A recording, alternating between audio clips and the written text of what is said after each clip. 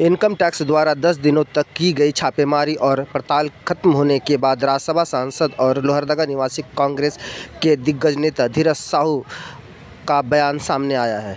धीरज साहू ने ईडी की छापेमारी के बाद करीब 350 करोड़ रुपए नकद और जेवरात से खुद या कांग्रेस पार्टी का कोई भी संबंध होने से इनकार किया है। धीरज साहू ने कहा है कि यह पैसा उनके परिवार के फॉर्म के हैं।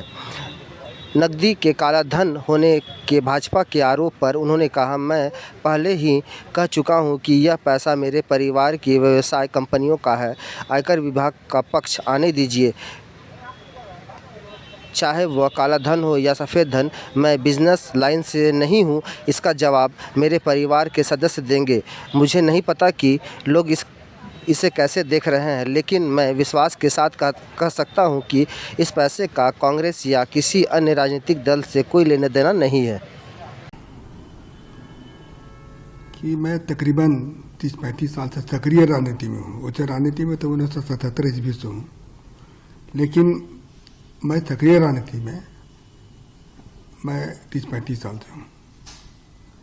और यह मेरा पहला ऐसा वारदात हुआ मेरे साथ में, इससे मेरे दिल में काफ़ी चोट पहुंची है, क्योंकि मैं हमेशा चाहता था कि मेरे पर कोई विवाद ना हो, लेकिन आज विवाद खड़ा हो गया तो मुझे मजबूरन अपना और अपने परिवार के बारे में मैं जानकारी देना चाहता हूं।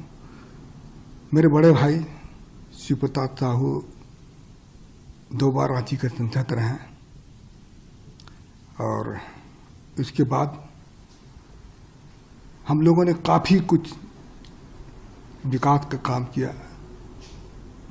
लोहरदगा हो, रांची हो, और अन्य जगह में भी हम लोगों ने, उड़ीसा हो, जगह जगह हम लोगों ने काफ़ी कुछ किया। और हमारे पिताजी स्वर्गीय राय साहब बलदेव साहू, वो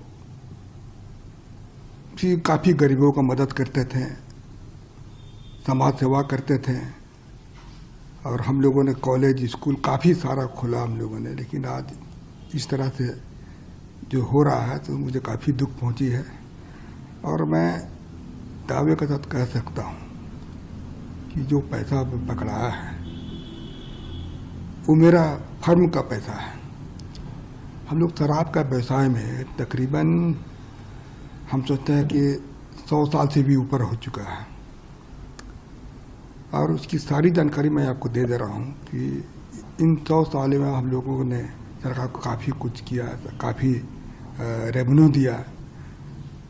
आज इस तरह से हो रहा तो मुझे काफ़ी चोट पहुँची है, और मैं चाहता हूँ कि इसका मैं अपने तरफ से इसका खुलासा कर दूँ, लोगों को जानकारी मिले।